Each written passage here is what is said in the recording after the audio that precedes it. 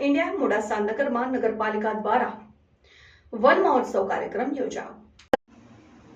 મોડાસા નગરમાં વર્ષા ઋતુનું આગમન થઈ ચૂક્યું છે, ત્યારે વન વિભાગ સહિત અનેક સંસ્થાઓ વૃક્ષારોપણના કાર્યક્રમો કરી રહી છે।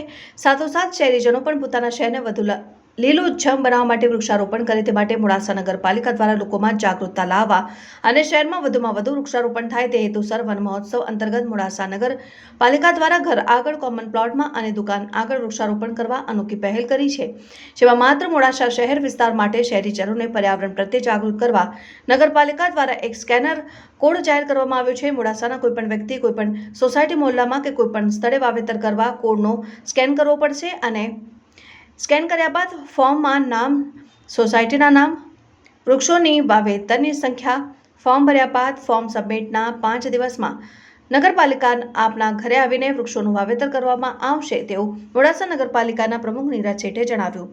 કાંકરે કાંકરે પાળ બંધાય, ટીપે ટીપે સરોવર ભરાય, તેમ રોપે રોપે હરિયાળી થાય માટે સામાજિક વનીકરણ દ્વારા વૃક્ષારોપણના વિષયને ખૂબ જાગૃતિ અને માવજતથી આગળ ધપાવી ગ્લોબલ વોર્મિંગની સમસ્યાને સાથે મળી હરાવીએ। સરકારના વન મહોત્સવ અને નગરપાલિકાના વૃક્ષારોપણના વિકાસ કામોમાં સહભાગી બનીએ તેવા પર્યાવરણ જાગૃતિ અભિયાન મોડાસા નગરપાલિકા ચલાવી રહ્યું છે। Bureau chief Parmar Udayrajsinh, news 7 India, Aravalli. Neeraj શેઠ, પ્રમુખ મોડાસા નગરપાલિકા। સૌપ્રથમ વન મહોત્સવની આપ સૌને શુભેચ્છાઓ। આજ રોજ મોડાસા નગરપાલિકા દ્વારા વન મહોત્સવ નિમિત્તે વૃક્ષારોપણનું એક QR કોડ સ્કેન કરવા દ્વારા એક પ્રોગ્રામ રાખવામાં આવ્યો છે, જેની અંદર આપ QR કોડ સ્કેન કરી અને આપની સોસાયટી, ઘર કે દુકાનની આગળ આપને વૃક્ષ રોપવું હોય તો એ વૃક્ષ આપ રોપી શકો છો અને એની અંદર એક સ્કેન કરીને એક ફોર્મ ભરી શકો છો। આજ વૃક્ષારોપણ એટલા માટે કરવામાં આવે છે કે વૃક્ષારોપણથી જે આપણે ગરમીમાં ઉનાળામાં જોયું કે ગરમીનું તાપમાન કેટલું બધું ઊંચું વધી ગયું અને જે તાપમાન જે વધે છે એ વૃક્ષારોપણ કર્યા સિવાય એનો કોઈ છૂટકો નથી।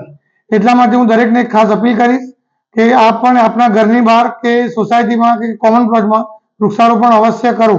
બીજું કે અત્યારે આપણે માનનીય પ્રધાનમંત્રી સાહેબે પણ એક કીધું છે કે એક પેડ માં કે નામ અંતર્ગત આપણને વૃક્ષારોપણ કરાવો અને નગરપાલિકાનો આ સહયોગનો પૂરેપૂરો લાભ લો અને પર્યાવરણની જાળવણી અને મોડાસા નગરને સ્વચ્છ બનાવવા માટે વૃક્ષારોપણ કરવું અવશ્ય જરૂરી છે અને એનો લાભ લો।